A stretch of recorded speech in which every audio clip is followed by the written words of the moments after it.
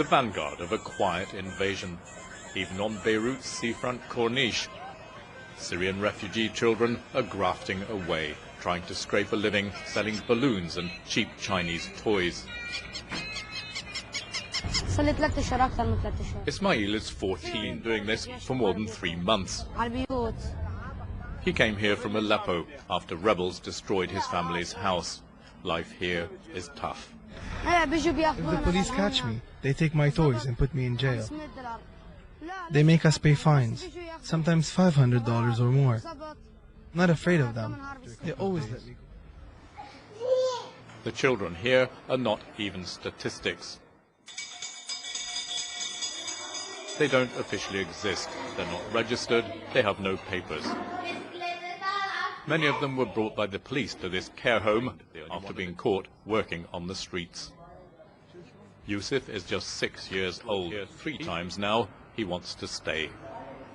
My family took me away, but the police caught me working again and brought me back here again. If I went home without making enough money every day, my cousin would beat me up.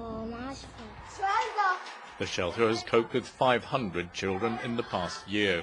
That's just a drop in the vast ocean that's engulfed Lebanon. A small country already struggling with its own problems. They were ill-equipped to deal with the children at risk living in Lebanon before the conflict. So add in the hundreds of thousands of kids coming across the border, and it's nearly hopeless in terms of the government being able to control and really aid these children.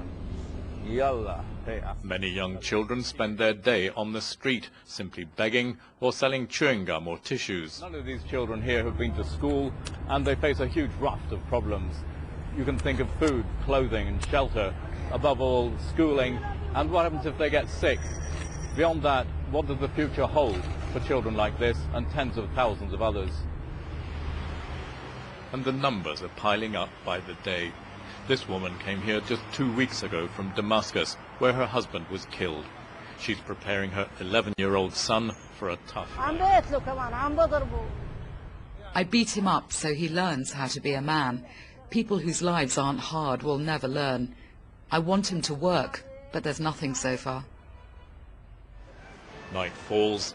Young children move around the busy Beirut streets, selling roses, looking for ways of making money. They're vulnerable.